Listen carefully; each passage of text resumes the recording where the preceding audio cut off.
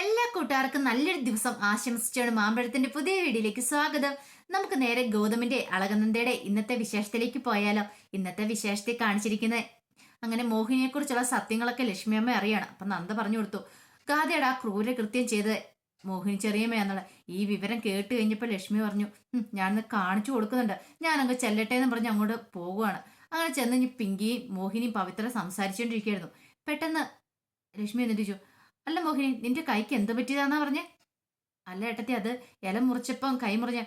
ഒത്തിരി മുറിഞ്ഞോന്ന് ചോദിക്കണം. അല്ല, കുറച്ചോ മുറിഞ്ഞുള്ളൂ. അന്ന് നീ എന്നിട്ട് എന്താ ഹോസ്പിറ്റലിൽ പോകാത്തെ? ഹോസ്പിറ്റലിൽ പോകേണ്ട കാര്യമൊന്നും ഇല്ല. ഒരു കാര്യം ചെയ്യും, ഞാനൊന്ന് കാണട്ടെ, കേട്ട അങ്ങോട്ട് അഴിക്കാൻ പറയണം.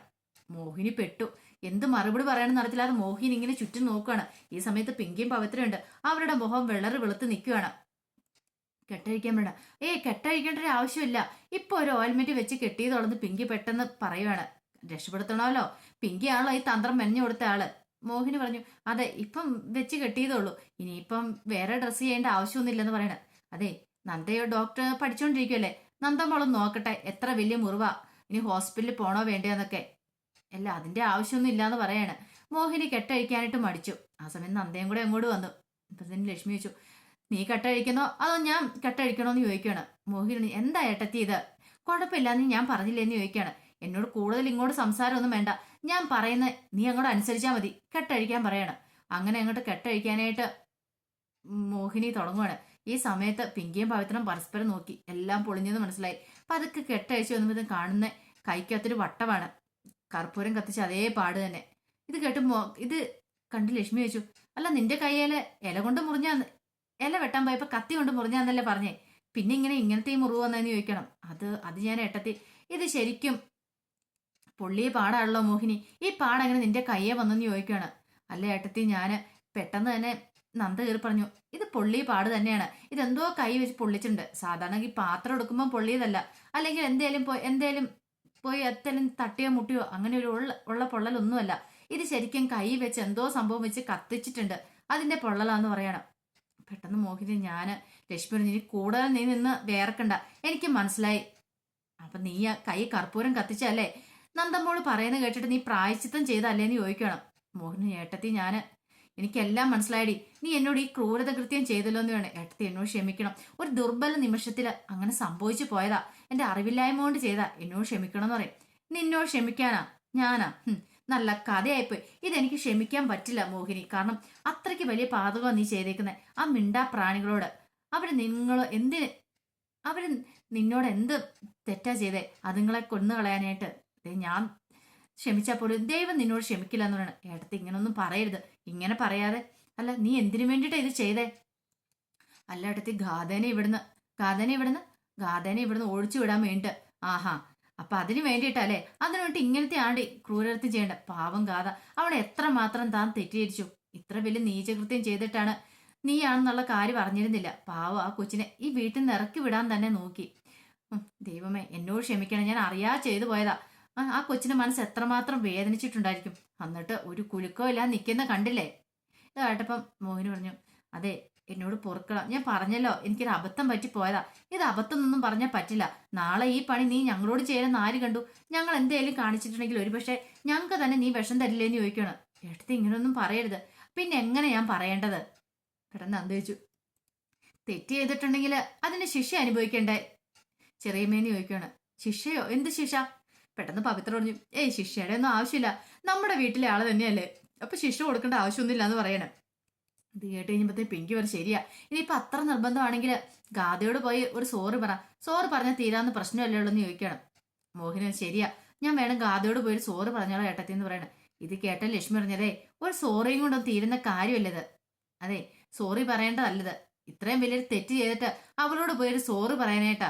അങ്ങനെ നിന്നെ വെറുതെ വിടാൻ പോകുന്നില്ല, ഇതിന് തക്കതായ ശിക്ഷ നിനക്ക് കിട്ടണമെന്ന് പറയാം.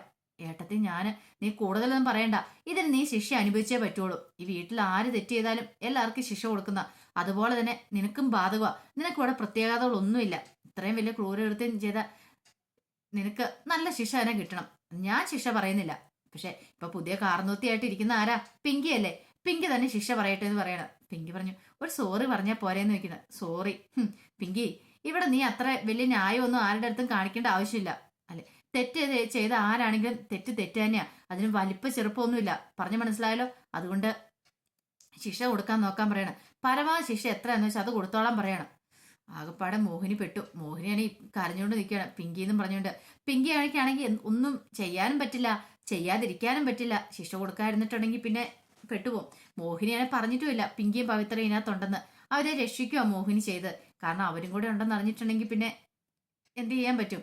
ഈ സമയത്ത് നന്ദ ചോദിച്ചു, പിങ്കിയോട് ചോദിച്ചു, അല്ല തെറ്റ് തന്നെയല്ലേ പിങ്കി, നമ്മൾ തെറ്റ് ചെയ്തവർക്ക് ശിക്ഷ കൊടുക്കണ്ടേന്ന് ചോദിക്കുകയാണ്. അതോ ഇനിയിപ്പം മോഹിനി ചെറിയമ്മ ചെയ്ത് ഈ കാര്യത്തെ പിങ്കി ന്യായീകരിക്കുകയാണോ എന്ന് ചോദിക്കുകയാണ്. ഏയ് ഞാൻ തന്നെ ന്യായീകരിക്കുന്നത്? ഞാൻ ന്യായീകരിക്കുന്നൊന്നുമില്ല.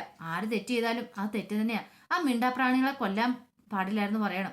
മോഹിനി ദഹിപ്പിച്ച് പിങ്കിനെ നോക്കുവാണ് ഇങ്ങനെ എല്ലാം കാണിച്ചു കൂട്ടി വെച്ചിട്ട്. ഒപ്പം എന്നിട്ട് ഇപ്പൊ അവള് കാല് വാരിയേക്കുന്ന കണ്ടില്ല എന്നുള്ള അർത്ഥത്തില്. പവിത്രയാണെങ്കിൽ ഞാൻ ഈ നാട്ടുകാരി അല്ലെന്ന മട്ടിലാണ് പവിത്രയുടെ നിപ്പ്. എന്തെങ്കിലും പറഞ്ഞു പോയിട്ടുണ്ടെങ്കിൽ തന്നെ കൂടെ കുറ്റക്കാരിയാക്കുമെന്ന് പവിത്രയ്ക്ക് തോന്നി. അതാ പവിത്രം മിണ്ടാതെ നിൽക്കുന്നേ.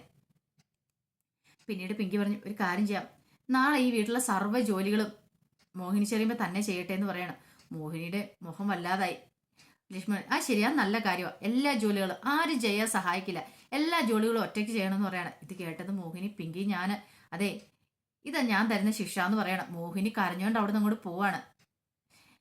ഇത് കേട്ട് കഴിഞ്ഞപ്പോഴത്തേനും നന്ദ പറഞ്ഞു, ശരിയാ, അത് നല്ല കാര്യമാണ്. ഇത്രയെങ്കിലും കൊടുത്തില്ലെങ്കിലേ ശരിയാവത്തില്ല. ഇനി ഇങ്ങനെ ഓരോ തെറ്റുകൾ ഇങ്ങനെ ആവർത്തിച്ചുകൊണ്ടിരിക്കുമെന്ന് പറയാണ്. ലക്ഷ്മി പറഞ്ഞു, പാവം ഗാഥ, ഇപ്പൊ ഈ തെറ്റൊക്കെ നന്ദമോള് കണ്ടുപിടിച്ച് തന്നില്ലായിരുന്നെങ്കിൽ ഞാനെന്നല്ല ഈ കുടുംബത്തിൽ ബാക്കിയുള്ളവരൊക്കെ ഗാഥയെ സംശയിക്കില്ലായിരുന്നു ചോദിക്കുകയാണ്. പിന്നീട് കാണിക്കുന്ന നേരം മഹേശ്വരന്റെ അടുത്തേക്ക് പോവാണ് ലക്ഷ്മിയമ്മ. അപ്പൊ മഹേഷിന്റെ അടുത്ത് പറഞ്ഞു, പാവം ഗാഥ, ഞാൻ അവിടെ എത്ര മാത്രം തെറ്റിദ്ധരിച്ചെന്നറിയാവോ? മോഹിനി അവൾക്ക് കടുത്ത ശിക്ഷ എന്നെ കൊടുത്തിട്ടുണ്ട്. നാളെ ഈ വീട്ടിലെ പണികളെല്ലാം അവൾ തന്നെ ചെയ്യണമെന്ന് പറയണം. ഇത് കേട്ടത് മഹേശ്വരൻ പറഞ്ഞു, എന്തിനാ ലക്ഷ്മി നീ ഈ വേണ്ടാത്ത പരിപാടിക്കൊക്കെ പോയത്? ഒരു കാര്യം അത് ഇത്ര ഊതി വീർപ്പിച്ച് വലുതാക്കേണ്ട ആവശ്യം ഉണ്ടായിരുന്നോ? മോഹിനി ഒരു തെറ്റ് ചെയ്തു, അവൾക്ക് അവളുടെ തെറ്റ് മനസ്സിലായി. പിന്നെ നീ എന്തിനാ ഇങ്ങനെയൊക്കെ ചെയ്യാൻ പോയെന്ന് ചോദിക്കുകയാണ്. അതെന്താ മഹേശ്വരൻ ഇപ്പം മോഹിനിയെ സപ്പോർട്ട് ചെയ്ത് നിൽക്കുന്നത്? അല്ല, ഞാനൊരു കാര്യം പറഞ്ഞോളൂ, അവൾ ഈ വീട്ടിലെ അംഗമല്ലേന്ന് ചോദിക്കുകയാണ്. അതെ, അംഗമാണെങ്കിൽ ആരാണെങ്കിലും തെറ്റ് ചെയ്ത ആരാണെങ്കിലും ആ തെറ്റ് തന്നെയാണ്. അതിനകത്ത് ഇനിയിപ്പം വേറെ ഒരു കാര്യമില്ല. ശിക്ഷ കിട്ടേണ്ടവർക്ക് ശിക്ഷ കിട്ടുക തന്നെ വേണം. അല്ലെങ്കിലും ഞാൻ അവളിൽ നിന്ന് ഇങ്ങനത്തെ ഒരു കാര്യം പ്രതീക്ഷിച്ചില്ല. അത് ഞാൻ ഓമനിച്ച് വളർത്തിയ മുയൽ കുഞ്ഞുങ്ങളെ എങ്ങനെ അവൾക്ക് കൊന്നു കളയാൻ തോന്നി? പാവം ഗാഥ, അവളുടെ മനസ്സ് എത്രമാത്രം വേദനിച്ചിട്ടുണ്ടായിരിക്കും. അവൾക്ക് ചോദിക്കാനും പറയാനും ആരും ഇല്ലാത്തതുകൊണ്ടല്ലേ എല്ലാവരും ഇങ്ങനെയൊക്കെ അവളോട് കാണിച്ചത്. ഒരു പക്ഷെ അവൾക്ക് ചോദിക്കാൻ ആരെങ്കിലും ഉണ്ടായിരുന്നെങ്കിൽ ഇങ്ങനെ അവളോട് ആരും കാണിക്കുമെന്ന് ചോദിക്കുകയാണ്. ഈ സമയത്ത് മഹേശ്വരൻ പറഞ്ഞു, നിനക്ക് അത്രയ്ക്ക് വലിയ കുറ്റബോധമാണെങ്കിൽ അവളോടൊരു സോറി പോയി പറഞ്ഞേരെ, സോറി പറഞ്ഞ് തീരാവുന്ന പ്രശ്നമല്ലേ ഉള്ളെന്ന് ചോദിക്കുകയാണ്. ഇത് കേട്ടത് ലക്ഷ്മി പറഞ്ഞു, അത് ശരിയാകത്തില്ല മഹേശ്വരേട്ടാ, സോറിയും കൊണ്ട് തീരുന്ന പ്രശ്നമല്ല. അവൾക്കൊരു ഗിഫ്റ്റ് തന്നെ വാങ്ങിച്ചു കൊടുക്കണം, ഒരു നല്ല ഗിഫ്റ്റ് വാങ്ങിച്ചു കൊടുക്കണം എന്ന് പറയാം. അല്ല, നീ എന്താ ഉദ്ദേശിച്ചേ? അതെ മഹേശ്വരേട്ടാ, ഒരു നല്ല അടിപൊളി ഗിഫ്റ്റ് മേടിച്ചു, ഒരു വില പിടിച്ച സമ്മാനം, അതാണ് തെറ്റിനുള്ള പ്രായച്ചിത്തമായിട്ട് ഞാൻ ചെയ്യാൻ ഉദ്ദേശിച്ചിരിക്കുന്നത്. വാങ്ങിച്ചു കൊടുക്കില്ലേ മഹേശ്വരേട്ടാന്ന് ചോദിക്കുകയാണ്. മഹേഷിന്റെ മനസ്സ് സന്തോഷം കൊണ്ട് നിറഞ്ഞു. ലക്ഷ്മി അവളെ ഇഷ്ടപ്പെടുന്നുണ്ടല്ലോ, തന്റെ ചോരയാണത്. അപ്പം തനിക്ക് ഒരിക്കലും അവളെ തള്ളിക്കളയാൻ പറ്റില്ല. അപ്പൊ ലക്ഷ്മി അവളെ സ്നേഹിക്കുന്ന കണ്ടിട്ടുണ്ടെങ്കിൽ തന്റെ മനസ്സ് നിറയും. കാരണം അവളെ എത്രമാത്രം വേദനിച്ച് ഈ 2 ദിവസം കൊണ്ട് ഇവിടെ നിന്നിട്ട് അത് തന്റെ മനസ്സിനെ വേദനിപ്പിച്ചിരുന്നു. അപ്പൊ ഇത് കേട്ട മഹേശ്വരൻ പറഞ്ഞു, വാങ്ങിച്ചു കൊടുക്കാലോ, അതിനെന്താ കുഴപ്പമെന്ന് ചോദിക്കുകയാണ്. ലക്ഷ്മി അങ്ങനെ സന്തോഷത്തോടെ അകത്തേക്ക് കയറിപ്പോയി കഴിയുമ്പോഴത്തേനും മഹേശ്വരനും സമാധാനമാണ്. പിന്നീട് കാണിക്കുന്ന മോഹിനി ഇങ്ങനെ കരഞ്ഞുകൊണ്ട് പോയിരിക്കുന്ന സമയത്ത് പിങ്കി അങ്ങോട്ട് ചെന്നു. പിങ്കിനെ കണ്ടതും മോഹിനി മൈൻഡ് ചെയ്യാതിരിക്കുകയാണ്. എന്തിനാ ചെറിയമ്മ എന്നോട് ദേഷ്യപ്പെടുന്നതെന്ന് ചോദിക്കുകയാണ്. പിന്നെ നിന്നോട് ദേഷ്യപ്പെടാതെ നീയും പവിത്ര എല്ലാവരും ഉണ്ടായിരുന്നല്ലോ എൻ്റെ കൂട്ടായിട്ട്. എന്നിട്ട് ഒരു കാര്യം വന്നു കഴിഞ്ഞപ്പോൾ, എനിക്കൊരു പ്രശ്നം വന്നു കഴിഞ്ഞപ്പോൾ നിങ്ങൾ ഒറ്റയെണ്ണം എൻ്റെ ഒപ്പം നിന്നോന്ന് ചോദിക്കുകയാണ്. അല്ല, അത് ചെറിയമ്മ എനിക്കറിയായിരുന്നു. എനിക്ക് എന്ത് സംഭവിച്ചാൽ നിങ്ങൾക്ക് തന്നെ അല്ലേ? ഇത്രയും നാളായിട്ടും എന്നോട് ഒരു കമ എന്നൊരു അക്ഷരം, അതായത് എന്നോട് ചീത്ത പോലും പറഞ്ഞിട്ടില്ല ലക്ഷ്മി ഏട്ടത്തി. എന്നിട്ട് ആദ്യമായിട്ടാണ് എന്നോട് ഇങ്ങനെ സംസാരിക്കുന്നത്. എൻ്റെ മനസ്സ് എത്രമാത്രം വേദനിച്ചെന്ന് അറിയാവുന്ന ചോദിക്കുകയാണ്. പിങ്കി പറഞ്ഞു, നല്ല കാര്യത്തിന് വേണ്ടിയിട്ടല്ലേ? നല്ല കാര്യത്തിന് വേണ്ടിയിട്ട്. എന്നിട്ടോ വല്ലതും നടന്നോ? അവൾ ഈ വീട്ടിൽ നിന്ന് പോയോ? ഞാൻ കുറ്റക്കാരിയായിരുന്നു മിച്ചം. എൻ്റെ കൈ പൊള്ളലുമായി, ഞാൻ നാണം കിടുകയും ചെയ്തു. എന്നിട്ട് നിങ്ങൾ നല്ല പിള്ള ഞാൻ വന്ന് മാറിയെന്നില്ലേ ആരെങ്കിലും സപ്പോർട്ട് ചെയ്യാൻ വന്നോ എന്നെ? ഇല്ലല്ലോ. എൻ്റെ കൂടെ അല്ലെങ്കിൽ നിങ്ങളാരെല്ലാം ഉണ്ടെന്ന് പറഞ്ഞു, അതുമില്ല. ഞാൻ പിന്നെ ആ കാര്യങ്ങളൊക്കെ പറയായിരുന്നേ. ഇനിയിപ്പോൾ നിങ്ങളെയും കൂടെ ഇതിനകത്തേക്ക് വലിച്ചഴിക്കേണ്ടെന്ന് ഓർത്തിട്ടാ. അത് എൻ്റെ മനസ്സിന് നന്മ കൊണ്ടാന്ന് വിചാരിച്ചു. പക്ഷെ ഈ ഫേവർ എപ്പോഴും കിട്ടിയെന്ന് വരുമല്ല. ഇനി നിങ്ങളുടെ കൂടെ ഞാൻ ഒന്നിനും ഇല്ലെന്ന് പറയാം. ഇത് കേട്ടോ പിങ്കി പറഞ്ഞു, അതെ അങ്ങനെ ലക്ഷ്മിയമ്മ അങ്ങനെ പറഞ്ഞു കഴിഞ്ഞപ്പോൾ എനിക്ക് പിന്നെ എതിർത്തൊന്നും പറയാൻ പറ്റില്ല. ശിക്ഷ നല്ലതാണെന്ന് പറഞ്ഞപ്പോൾ പക്ഷെ ഇതിന് നമ്മൾ കനത്ത തിരിച്ചടി ആ ഗാഥയ്ക്ക് കൊടുക്കൂന്ന് പറയണം.